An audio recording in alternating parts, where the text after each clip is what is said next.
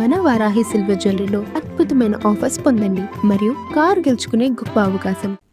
ఒక సామాన్య సామాజిక కార్యకర్తగా ప్రస్థానాన్ని ప్రారంభించి తమిళనాడులో ఒక బలమైన రాజకీయ శక్తిగా ఎదిగిన అసాధారణ నాయకుడు ధోల్ తిరుమావలవన్ 1990ల కాలంలో తమిళగడ్డపై కుల వివక్ష అణిచివేత రాజ్యమేలుతున్నటువంటి తరుణంలో దళిత పాంటర్స్ ఆఫ్ ఇండియా డిపిఐ నాయకుడిగా ఆయన తన గళాన్ని వినిపించారు.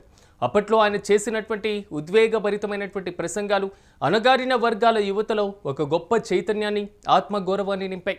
కేవలం వీధి పోరాటాలకే పరిమితం కాకుండా సామాజిక న్యాయాన్ని అధికారికంగా సాధించాలనే సంకల్పంతో ఆయన విడుదలై చిరుతైగల్ కడ్చి వీసీకే పార్టీని కూడా స్థాపించి ఎన్నికల్లో రాజకీయాల్లో కూడా అడుగుపెట్టారు. గత 2.5 దశాబ్దాలుగా ఎన్నికల రాజకీయాల్లో ఎన్నో ఒడిదొడుకులను ఎదుర్కొన్న తిరుమావలవన్ తన పార్టీని క్రమంగా బలోపేతం చేస్తూ వచ్చారు.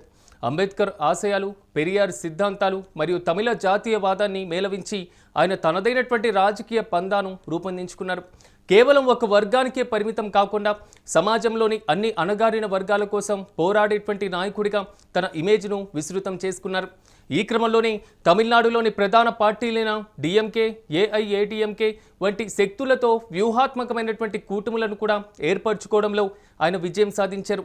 చిదంబరం పార్లమెంటరీ నియోజకవర్గం నుండి 2009, 2019, 2024 లోక్సభ ఎన్నికల్లో ఎంపీగా గెలుపొందారు.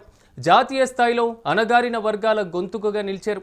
పార్లమెంట్లో ఆయన వినిపించేటువంటి వాదనలు, మానవ హక్కుల పట్ల ఆయనకున్న నిబద్ధత దేశవ్యాప్తంగా గుర్తింపు తెచ్చిపెట్టింది. అయితే తిరుమావలవన్ సుదీర్ఘ పోరాటానికి 2024 లోక్సభ ఎన్నికల ఫలితాలు ఒక గొప్ప గుర్తింపును తెచ్చిపెట్టాయి.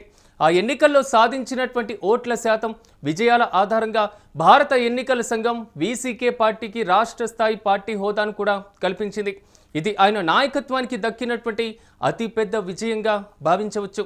ఇక 2026 తమిళనాడు అసెంబ్లీ ఎన్నికల సమరానికి తెరలేచిన తరుణంలో తిరుమావలవన్ తన రాజకీయ ప్రస్థానంలో మరో కీలకమైనటువంటి నిర్ణయాన్ని తీసుకున్నారు. ప్రస్తుతం లోక్సభ సభ్యుడిగా ఉన్నప్పటికీ రాష్ట్ర రాజకీయాల్లో ప్రత్యక్షంగా మార్పు తీసుకురావాలనే లక్ష్యంతో ఆయన కట్టుమన్నార్ కోయిల్ నియోజకవర్గం నుంచి అసెంబ్లీ బరిలోకి దిగబోతున్నారు.